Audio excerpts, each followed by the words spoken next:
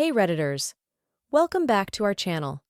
Today we're tackling a core topic: how to report a Reddit community.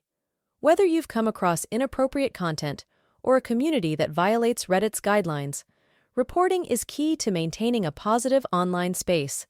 Let's jump right in. Open the Reddit app on your mobile and make sure you are signed in to your Reddit account.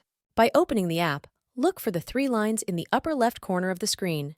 Click on them. In the drop-down menu, go to the community you want to report. By opening a new page, look for the post you want to report in the drop-down menu. Click on it. When your post opens, you will see three dots in the upper right corner of the screen. Click on them. Look for the report option in the drop-down menu and click on it. A new page will open where you will be offered some options in the form of captions. What exactly does this post violate? Select an option and click Next. The Reddit application will thank you in the text. All you have to do is click Done. And that's it. Community reporting is a powerful way to contribute to the safety and well-being of the Reddit community. If this guide helped you, give us a thumbs up and don't forget to subscribe for more informative content. Hit the notification bell so you never miss an update. Thanks for watching, and let's make Reddit a positive space for everyone.